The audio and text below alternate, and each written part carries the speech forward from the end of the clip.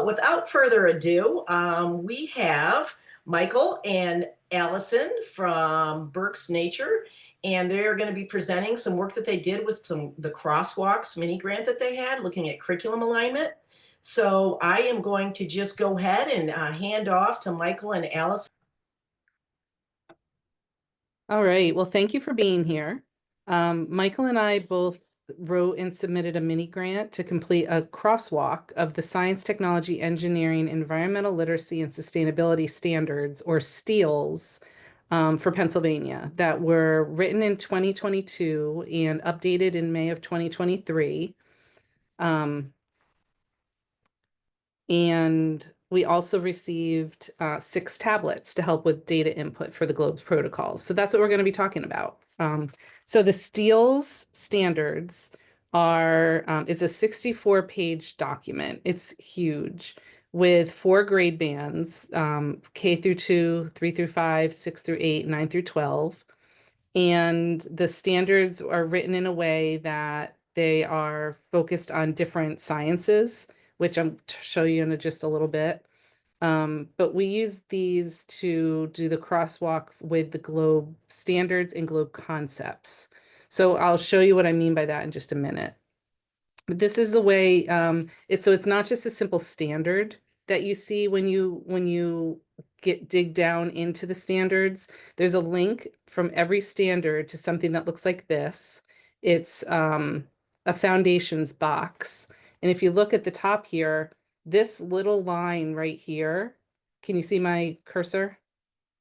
Yeah, okay, is the standard. So when we say we did a crosswalk with the standards, it wasn't just the one standard or performance expectation. We were looking at all of this information. 2 of the things that I want to point out are the science and engineering practices that are part of this 3-dimensional thinking about standards.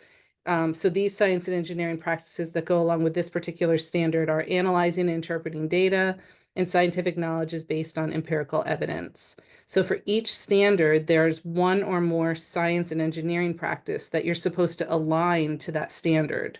So not only are you teaching to the standard, but you're teaching to it in a very specific way. And then there's cross-cutting concepts also, which are concepts that you're going to find throughout all the sciences. So there's 7 cross-cutting concepts. So patterns is the one for this particular standard. And there's also cause and effect, structure and function, stability and change, and 3 other ones. So we had to take this into consideration too when we were looking at the crosswalk and when we were creating lessons. And then there's some Pennsylvania context and connections to other standards that are available to us too. So when we did this crosswalk, we were looking at it 3-dimensionally. So the standard, the science and engineering practices, and the cross-cutting concepts. There were 5 sciences that the standards address: life science, physical science, earth and space science, environmental literacy and sustainability, and technology and engineering. Now, a lot of our work at Berks Nature with our lesson plans deal with the environmental literacy and sustainability standards. So we were pretty versed in those. And that of the 46 pages, that's only 2 pages of the standards. We had to learn a little bit more about all of the other sciences and what the standards look like there, because when we looked at the GLOBE protocols, we were finding most of the standards in the other sciences outside of environmental literacy and sustainability. And this is just how you read one of our standards. The first digit represents the science. The second digit, the discipline, so like life science, for example.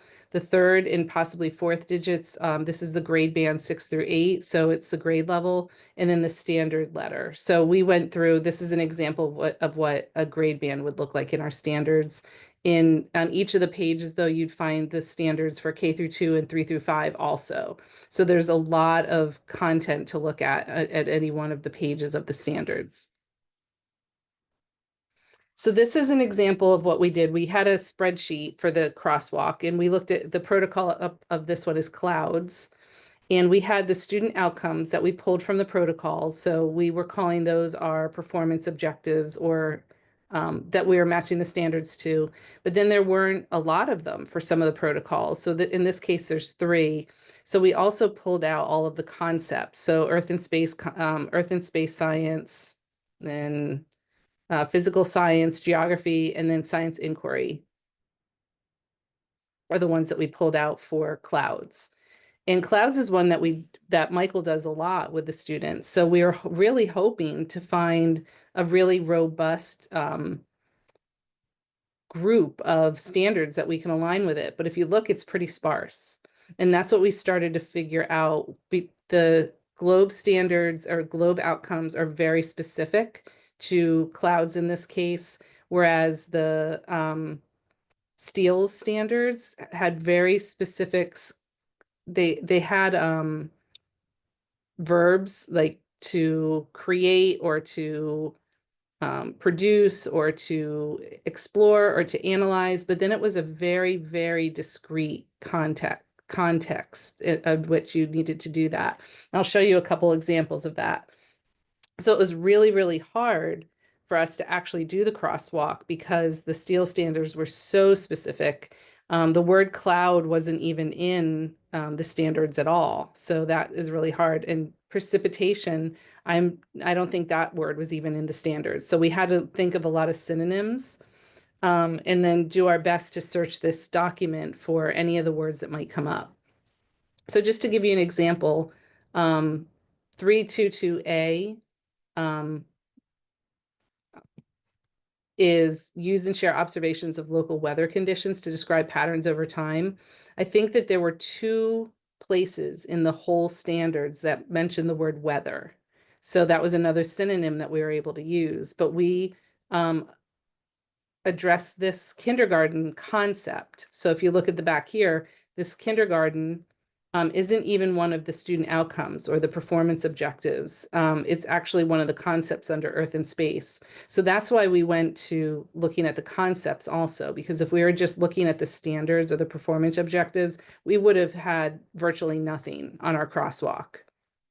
So we found a concept that dealt with kindergarten, a grade 2 outcome or performance indicator, a grade 3 concept, a grade 6 outcome and concept, and 9 through 12 outcome. And that's all we found. So there were grades that were missing. If our, kids were coming in first grade to our location, our 4th grade, and the teacher said, "What standard are you addressing with this protocol through clouds?"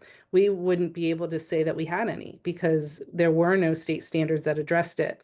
We could, however, say within this grade band of K through 2, we're addressing 2 of these standards, or within the grade band 3 through 5, we're addressing 2 of these standards.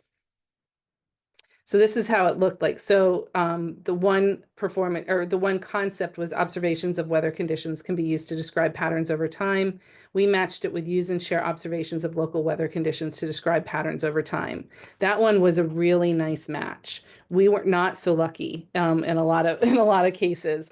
And I'll call out Michael on this one. He, I think at one point said this was the most frustrating project he's ever done because we wanted it to match and we know the value of the GLOBE protocols and we wanted to be able to market the protocols with the standards, but it became very difficult. And then grade 2, students learned how to make estimates from observations and how to categorize and classify clouds properties following general descriptions and instructions. That was actually a student outcome from the protocol. And we were able to match that to plan and conduct an investigation to describe and classify different kinds of materials by their observable properties. So we had to sometimes stretch a little bit to make the outcome or the concept match with our standards. And I won't read to you each of these, but typical weather conditions can be predicted during particular seasons. We were able to find one about weather conditions during particular seasons, which was nice. That was like a celebration when something like that happened. And then energy flows in and out into and out of Earth systems can result in changes in climate. We were able to find one about different climates in different regions of the world. Students gain confidence in interpretation and analysis of satellite data. Now, this was a little bit of a stretch, but it evidence for how the motion and complex interactions of air masses result in changes in weather conditions. We had to justify in our own minds how these were matching because there were, sometimes they were just off. Cloud data can provide evidence regarding the complex interactions of air masses that result in changes in weather conditions. So interpret the accuracy of information collected. We're able to match that up. But again, it was a very difficult task. And then the 9 through 12 students learn the meteorological concepts of cloud height, cloud cover, visual opacity, and learn basic cloud types. So this one was a real stretch. So apply scientific reasoning and evidence from ancient Earth materials, meteorites, and other planetary surfaces to construct an account of Earth's formation in early history. So we had to really stretch on that one and get as close as we could. And at this point, we are also going to the NGSS standards because the globe protocols were all aligned to the NGSS standards. And we're finding that some of those were a stretch too. So we are feeling a little bit more confident about ours that we had to stretch out a little bit. This is the second half of the clouds protocol. Once we got down to the bottom, the scientific inquiry, then we pulled in another set of standards too. So we're able to find some of the science standards, the ones that start with a 3 here, as best as we could. But then we also brought in these other standards, which I'll talk about in just a minute. So ask questions and define problems, ask questions to obtain information about the purpose of weather forecasting. Then plan and carry out investigations, almost the same words, plan and carry out an investigation to describe and classify different kinds of materials by their observable properties. But as you can see here, a lot of these start with CC. We couldn't just stick with the steel standards when we did this crosswalk. So we actually had to use the reading, writing, speaking, listening standards in Pennsylvania because there was a research component. But I'll just show you these that we found. Engage in argument from evidence. So make a claim supported by evidence about the merit of a design solution that reduces the impact of weather-related hazard. Now, we don't really talk about weather-related hazards in the clouds protocol, but this was as close as we could get in talking about weather with engaging in argument. And then use mathematics and computational thinking, plan and conduct an investigation, utilizing environmental data about a local environmental issue. So we figured the use of data is a mathematical or computational thinking. So that was the piece that we pulled out for that. So this is that second half again of the clouds protocol and all the CCs. That's the academic standards for reading, writing, speaking, and listening for grades 3 through 8. This is from 2009, but there's still active standards in our state. And they're supposed to cross all disciplines. So we didn't necessarily see these as English standards or ELA standards. We saw these as standards for social studies, for science, for math, for physical education. So it fits right in with our science and environmental literacy. And there's a very specific set of standards under research, the inquiry-based process, and we found that they fit really perfectly with this section on scientific inquiry abilities. So here's another protocol. This one we felt really successful with. This is the soil pH all in one page. So in this one, we found up in the student outcomes, especially with the first one, apply lab tests for pH to soil samples, we found 3 standards that matched going across the grade levels. And if you notice, there's one in each of the grade bands except for 9 through 12. But we found some others in 9 through 12 under our concepts. So this is what a successful one would look like for us, just to give you an example of what that might look like. And then we found a lot, again, of the concepts down at the bottom, and the reading, writing, speaking, listening standards. Now, macroinvertebrates are something that we do on pretty much every field trip. We're known for our water quality testing.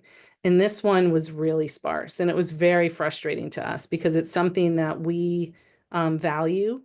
And it's something that we really focus on in our teaching and learning.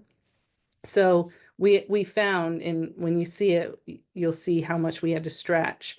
We found 2 standards for all of these student outcomes. Some of these outcomes down here deal with communication, like communicating your project results. So we found there was one on communicating data and share observations by submitting data to the Globe Scientific Database. We found some standards that dealt with communication, so we use those here. But these identify taxa of macroinvertebrates at their site. So keep that in mind. This is the only thing we can find in our whole set of standards. Explain the tools and techniques that people use to help them do things. So we figured because they're using Michael, remind me of the name of the chart that you use. The macroinvertebrates dichotomous key. The dichotomous key. Because we use that, we considered that that was a tool or a technique to help them identify the macroinvertebrates. And the same thing, follow directions to complete a technological task. That's what we found through 3 through 5. It has nothing to do with macroinvertebrates, but and it's not really, we call the technological task the task of identifying the macroinvertebrates using the dichotomous key. So that was all we could find for this set of this protocol that we use all the time. And again, that was one of our frustrating pieces to doing this, but just the fact that we were able to identify some of them, you can imagine the hours it took us to scour these standards for to find even the matches that we did find that were available. And then this is the bottom half of macroinvertebrates. Again, there were a lot of reading, writing, speaking, listening that we were able to find in some of the concepts up here. So design and conduct scientific investigations, plan and conduct an investigation to classify different kinds of material by their properties. So we were able to say macroinvertebrates were that material, and we observed their properties. Recognize and analyze alternative explanations, illustrate that there are different solutions to a design and that none are perfect. So those are alternative explanations. And then identify answerable questions was one of the concepts. So construct an argument. Now this one was a huge stretch. Construct an argument that some animals form groups that help members survive. So we talked about macroinvertebrates as animals and how you need to have healthy invertebrates in the water to show that it's a healthy environment. So with that was our really difficult task with 4 of us around the table scouring through these standards and having really incredible conversations about it. It definitely deepened the depth of our knowledge of our own state standards, since they're still fairly new. And the work that we did transferred over to our own lesson planning that we're due for our field trips and our programs to help market our materials and show the value of our materials through the state standards.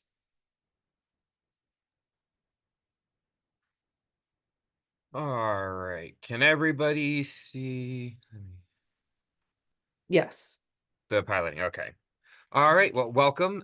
So like she said earlier, my name is Michael. I work at Berks Nature. I am the Environmental Education Coordinator and Watershed Specialist. Fancy title. Half of my job is teaching. Half of my job is our water quality, air quality. So Globe. Half of my job is Globe. Doing all that kind of stuff. So not only did we do the crosswalk, but part of the grant was we received 6 tablets. I've been running field trips and using Globe for a long time, but we had, my cell phone. So I would take 50 kids outside and we would have one cell phone to do this with. They weren't putting in the data. I was putting in the data because it was only one cell phone and Observer can't be used on the computer yet. So part of this was the tablets. And then while we were getting the tablets, why is it not clicking? So there we got 6 Galaxy tablets. And then from another grant, I was able to, because I forgot to put the covers in this grant, I was able to get child covers for the tablets. So that came from a separate grant.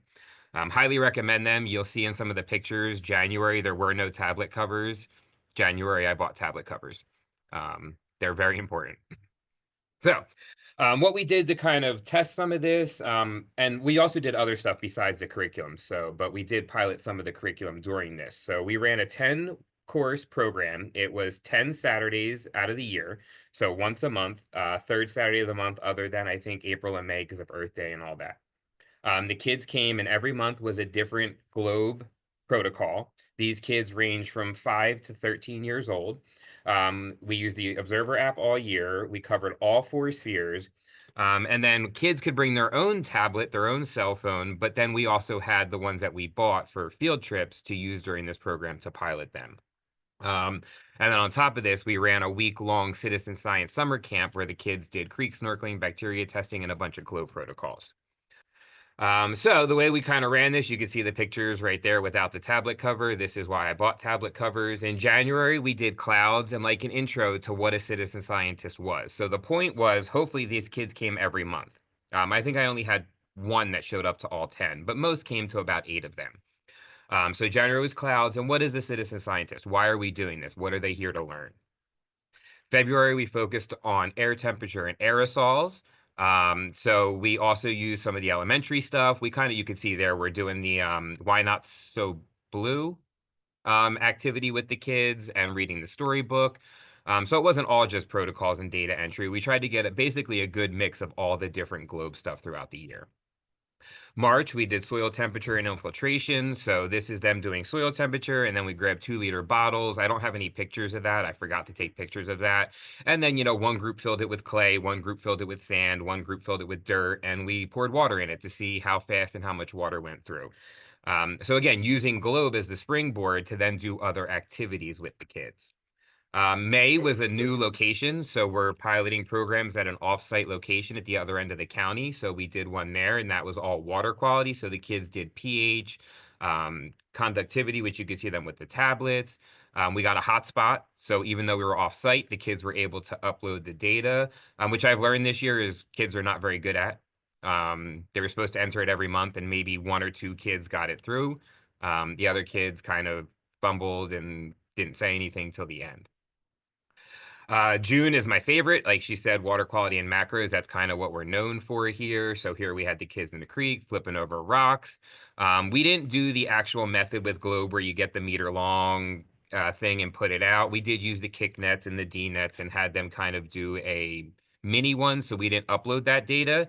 It was more like a training on what to look for. Some of the kids, it was just like the younger one, it's how many antenna does it have? How many legs does it have? I'm not worried about you inputting the data, just how many segments does it have, depending on their age. July was water quality continued. This was nutrients. So we did phosphates, dissolved oxygen, and nitrates. And this was a real blast. The kids had a ton of fun. August was continuing on that macros here on site. Then in August, we also did our middle school science week. So there are kids out in the field actually taking cloud measurements. You can see them with their hands up doing the 45 degrees, trying to get their line. And then again, globe is great, but it's like a springboard. We also did bacteria testing. How often does a 6th grader get to do bacteria testing in the water they're about to go play in? So while it was all about globe, we did springboard to other stuff. October was a lot of fun. That was tree height. So the kids basically got to run around the park and measure all the trees. We learned that if you start the tablet upside down, it ruins the whole tree measurement. And there was quite a bit of learning experience doing this with kids every month with different protocols. It was really eye-opening for me. And I learned some things that I should be teaching better, like make sure you hold the tablet right to start with, or it doesn't give you a proper measurement. And then in our lobby, we actually had the picture with the bear. We had our whole lobby set up for tree ID. So the kids got to measure trees, and then they got to learn about the different trees at the park. And one of the kids saw my animal furs under a bench and was like, "Can I wear it?" So of course I said yes, and turned into all that. November just happened. So this is land cover. So here I have some example data. So this was one of the data collected from that November class. So the kids entered it. You could see them doing the training. So for the land cover, I never complete the training on the tablets because if you complete it, it badges it. So I get them to the end and then back out. So every time I get a new group, they could do the tutorial if they wanted to, and it just comes up. You can bring up the tutorial, but I learned having it come up in the beginning just makes it a little easier. December, it didn't happen yet. So that is not this Saturday, but the Saturday after. And that is going to be a wrap up celebrating their year-long journey. I'm going to make some little certificates to give out. We're going to have some special snacks. And since it didn't happen yet, I just threw some of the data up. So you could see there's cloud data, there's pH data from the May one, and clouds from October. So we got a good mix of data. Again, I had 6 tablets. I was lucky to get 1 or 2 actually to submit at the end. They deleted it. They forgot something by the time we got back to the building. So there were some lessons learned with that. And then other things that we use the tablets for, I ran 8 trainings in 2024 where most adults have their own tablets, but sometimes they don't. I just had a training this Saturday where the woman had a flip phone. So I was able to get out a tablet and work with her. So we did 4 teacher PDs, 1 conference, and then 3 volunteer groups training, which if you don't know, if you've never heard me speak, Berks Nature uses Globe for its watershed associations, and all their citizen scientists put data in Globe. So this was also used for that. That's what the volunteer group trainings are. And that's it.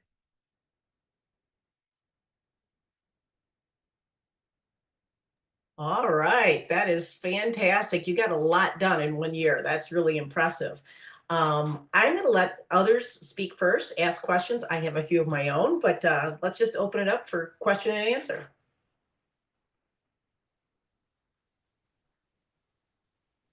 Well, I guess I can start the Q&A, so to speak. First, Mike and Allison, congratulations. It was a lot of work, and we all understand how much effort it takes to really complete that crosswalk and everything that you do with the students. It's a lot of efforts. It's a lot of hard work. So congratulations on finishing up that task and really showing it to us. I hope the slides would be shared if possible. If not, that's okay. We can watch the recordings. But personally, I've done a number of crosswalks in my professional life, so to speak. And now when I manage global virtual exchange, I do a lot of crosswalks between different educational systems. And that really gives me an idea of how much work you've done behind the scenes. So thank you again. So I guess what I would love to hear, maybe a couple things. With the all crosswalks, AI really helps a lot because we used to do it manually like 25 years ago. So now we can do it with AI. And I was just wondering if you did it manually, which is a lot of work, or you just were able to use any of those automated tools. Thank you. Well, I'm probably the one who uses AI the most here at Berks Nature, and I've just started getting into it the last probably 6 months. So when we started this, at least for me, I wasn't even thinking. If you asked me to do this today, I would do it a completely different way. That's what I'm trying to say. But when we started this, I wasn't even thinking AI because the model I use didn't connect to the internet at that time. So all the data on there was 2021 or before for ChatGPT. Yeah. They've now updated that with 4.0, so I probably would redo it a different way. Or there's Copilot or Gemini. There's other AIs I think that would do this now. Yeah. Not to interrupt a Q&A part of your presentation, I would be very much interested in learning and speaking more with Mike. Maybe we can do another webinar on just the AI because I'm very strong advocate for using AI and it really helps a lot.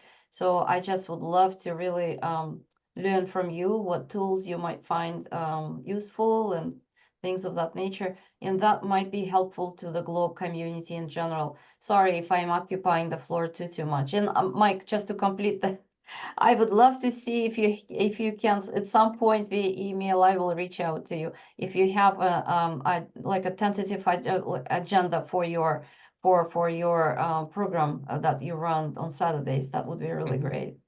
Yeah, thank you. And Allison, not to deprive you with my questions, believe me, I have a long list. I just want to give everybody a chance to ask their questions. And That's congratulations, Allison. Yes, you did a fantastic job. Oh, thank you. One of the benefits of doing this manually, although it probably took a lot more time, is that now we live and breathe these standards and we know them very deeply. And had we used AI, we wouldn't know or understand them in the same way that we would have had the work been done for us in a more technological way. So that's one benefit we have. Now, the hours of professional time it took us to do that, I would hope that it balances the time that we put into it and what we got out of it. Yeah, oh, believe me, I can relate to every word you just said. Believe me. And I put tons of hours in doing similar work, and I totally agree. I'm with you totally on the same page in terms of really diving in. It sounds like not as romantic like AI. Yeah, when you do manually, but you learn so much when you do it step by step, and really, yes, it takes a lot of time and a lot of effort, but you learn a lot. So congrats again to both of you and Mike. And I will pass the floor back to Jody. Thank you. Yeah, and I'm going to make the note. I did make the note of the globe and AI as a water cooler topic. I think it'd be fascinating if we all came together and just discussed a little bit of how we're using AI and who's using it and who wants to learn more. And, just I think that would be fascinating. So I was just using it this morning to help me complete a task. So I put that down. I'll bring that to our team and see if we can make something happen. Excellent. Thank you. Okay. Other questions, comments? I have a question. Well, first of all, I applaud the work that you have done, and I completely agree with you that going through that process is such a rich learning experience that doing it manually is very worth it. I've done similar work with next generation science standards aligning with Globe, so I understand that process. And I also am very interested in the work that you all are doing in out of school time. And I plan to reach out to Michael regarding that in the future. But um, I know that as you were doing that crosswalk, you said that some of the things that, were your favorites that you did repeatedly, you found that there were limited standards that aligned. So how did going through this process cause you to kind of step back and maybe think about and rework the things that you normally present? Or did you just continue with what you know and do well? What was your thought process there? As an example, we do something called NSI. It's one of our most popular field trip ones. So as we were doing this globe thing, we were learning for our other field trip topics. So like with the NSI, to make it match the steels, we're still doing it, but we added a habitat component, because without that habitat component, talking about the animals living in their camouflage rather than just talking about the camouflage type of thing. So we made some changes like that to our current curriculum because we got so good at steels because of this crosswalk, learning so much. So a little bit of both. We tried to keep it the same because teachers expect it. They've been coming for 8 years and every student for 8 years has done it, but we also want it to match the steels for the new teachers. So making some minor changes when needed. I And love I would that. say, oh, yeah, that was a really great thing that came out of it. And the other thing, it's really tempting to change too much or get rid of things just because they're not in the standards, because these are tested by the state. But we really push back against that because we are known for water quality testing and we are known for our watershed education. And that's still in high demand by the schools, even though it's not necessarily tested. In the environmental literacy and sustainability standards, there's pieces of that in there. They just didn't happen to align with Globe at the moment. So we Right. tried to really stay true to our mission. I applaud that. And, I find that quite often what the skills that you're teaching them um, are much richer because of the way in which you do it. And I think that, you teach them the skills and they can apply it to other content. So I applaud that you continued on with what worked well and how Globe best fit within what you're doing. So And I thank you. want to Thank you. piggyback off of that because I feel like sometimes we can get a little more, and I know you were aligning to state standards, but aligning to the cross-cutting concepts and those science and engineering practices can sometimes give us more room on some of these. because we do the same thing on Mine Acid Data where we're trying to align our lesson plans to the standards. And I totally know what you're talking about when you're like, well, this was a bit of a stretch. So I was just wondering if you leaned into the cross-cutting concepts and science and engineering practices. And then the other question that I have is, did you consider or think about, because we have the same question, like, okay, this is a bit of a stretch. Did you give an explanation to anybody, like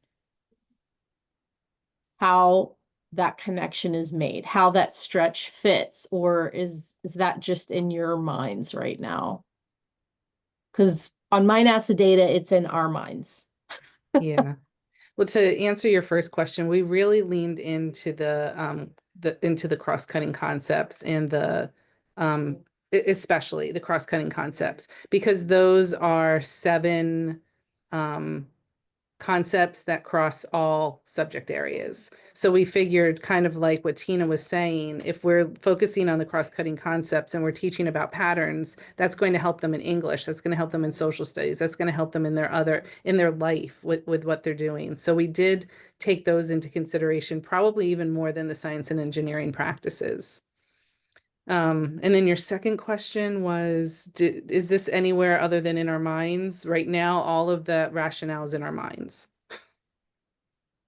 Yeah, I just posted the Menti poll for those, if anyone has to leave early. I just want to make sure I did that. But I thought it was brilliant that you went to the reading, writing, listening, and speaking standards, because let's face it, in elementary, that's what the game's all about. That's what they care most about. I hate to say it, the science standards, yeah, but the schools, they're all about those other standards. So I think that was brilliant. And the same thing Odell said, and same thing with Ohio, the process standards, those cross-cutting concepts and so forth, are where you can find the alignment.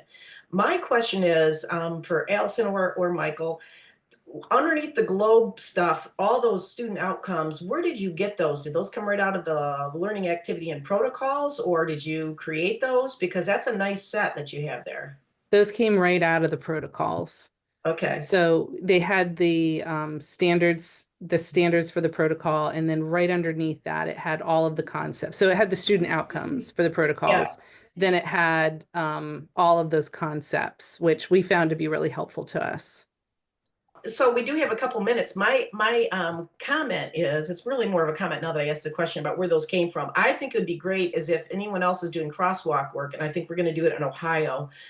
Grant, maybe we can partner on that, is if we use the same student outcomes, because it'd give us some consistency. So I'll be reaching out to see if I can get a copy of your document. Maybe you've already have it to the US office. I think that'd be great. Thank you, everybody. It is the top of the hour. Thank you for participating in the Menti poll, and I wish you well. I'll see you hopefully at the next water cooler.